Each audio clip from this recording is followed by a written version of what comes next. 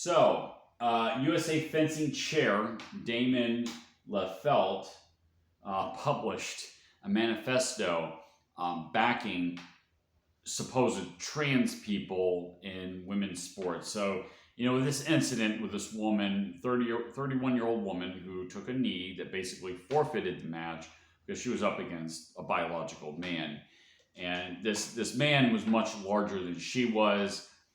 She doesn't want to compete against somebody like that because obviously a man, he's a lot stronger. He's got more blood volume, thicker bone density, obviously more muscle mass, even if he's on hormones. Let's say he's on estrogen and blocking testosterone.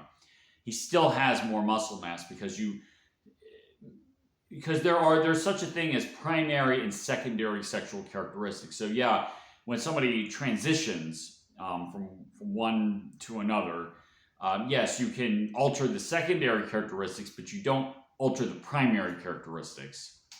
So the brain is more spatial oriented in this supposed quote woman. All these things play a factor. It still gives this person a huge advantage. And we've seen this over and over again where supposed, quote, trans women, people that transition to a woman, winning in women's sports. And so she wisely took a knee and says, I will not compete. Now, she was being polite about it too, by the way.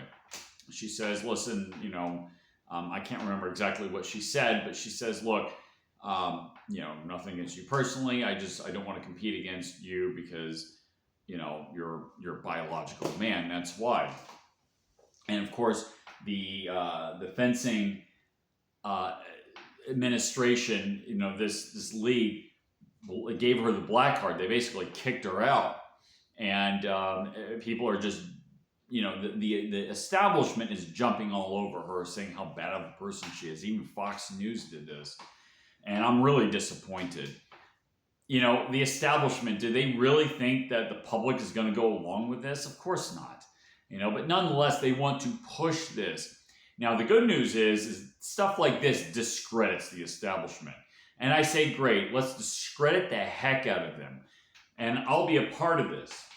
So, the fencing chair promotes this stuff. And he wrote a manifesto talking about, that these people should not be discriminated against. They should have, they should be treated as women. And again, the philosophy is nihilism. I mean, it's the 2 + 2 = 5 mentality. But the goal of this is it's an attack on logic. It's an attack on reality. It's an attack on life itself, really. We need to think rationally. We need to be able to identify reality. And if you attack that ability, if you can't identify reality through your mind, through the ability to reason, because they're trying to install the viral laden software of nihilism into your hardware, of course your life's going to fall apart. You're going to be easier to control.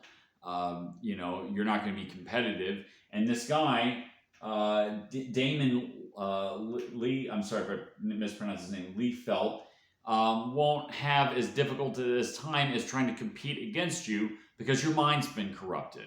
These people are on a power trip, essentially. It's driven by envy. It's driven by a lack of the ability to believe that you can produce something on your own. So they adopt this nihilistic philosophy, and it manifests itself in the supposed egalitarianism, right?